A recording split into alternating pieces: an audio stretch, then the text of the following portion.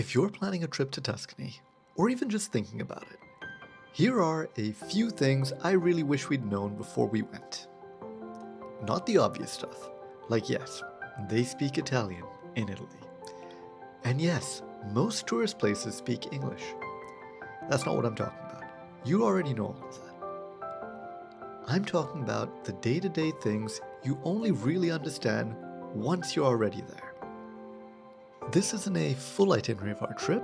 If you want to see that, I've linked our Tuscany vlogs and a more detailed blog post in the description below. This video is the stuff we wish we knew before going.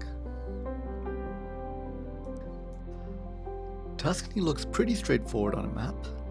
In reality, it takes time to get around.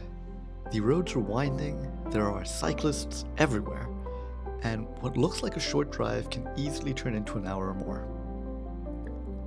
That's not necessarily a bad thing, but it does change how you should plan your days. Don't stack too many towns into one day, pick fewer places, and take the time to fully enjoy them. Also, make sure to use the autostrada. It's less scenic, but much faster than regional roads. Carta validata con successo. Premere per ricevuta. Grazie. And if you're driving into Florence, parking can be a headache. We recommend parking at the Villa Costanza Parcheggio. There's plenty of space, it's cheap, and you can take the tram into Florence's center. This next tip alone can save you a lot of money. If you're driving in Tuscany, you need to know about ZTL zones and how to spot them. These are restricted traffic areas, usually around historic city centers. They're very common, and if you drive into one by mistake, you probably won't even know it. You'll find out later, by mail, when they send you a fine. As a general rule, assume you can't enter the old town centers unless clearly specified. And don't blindly follow Google Maps. It will absolutely try to take you through a ZTL. If you're staying at a hotel, ask them. They usually know exactly where and when you can or can't go through an area. Nice try, ZTL. Jet lag hit us harder than we expected, and trying to power through it really didn't work.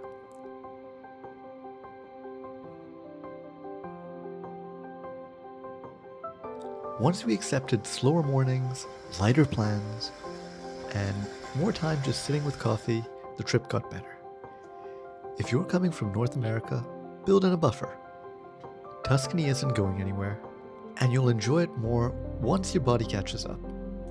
We're surrounded by flies and mosquitoes at the moment. Oops. This sounds minor, but trust me, bring insect repellent. That goes double if you're staying in the countryside or near a vineyard, and triple if you're there close to harvest season when fruits are at their sweetest. The Tuscan mosquitoes are a motivated little army of bloodsuckers. Florentine steak is everywhere in Florence, but the one people usually rave about is made from Chianina beef, and not every restaurant serves that. Chianina is a specific breed. It's sold by weight, it comes in large cuts, and it'll likely be the priciest option on the menu. There are cheaper steaks, but if you're chasing that classic bistecca experience that foodies go on and on about, that's the one to get. And yeah, it's meant to be shared. Probably. Riz, what about the pasta?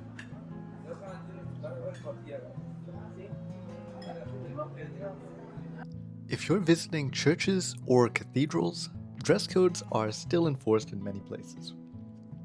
That usually means covered shoulders and longer shorts or skirts. It doesn't have to be too complicated. Just bring a light scarf or a layer you can easily throw on. It'll save you from being turned away at the door. Some of our favorite moments in Tuscany came from days we didn't plan too tightly.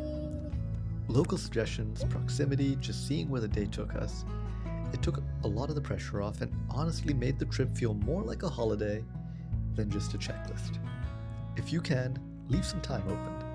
Tuscany is at its best when you're not rushing. If there's one experience I'd recommend almost everyone do in Tuscany, it's a cooking class. Not the rush touristy kind, the kind where you slow down, cook together, and then sit down to eat. They take a few hours. Food is a huge part of Tuscan culture, and this ended up being one of the most memorable parts of our trip.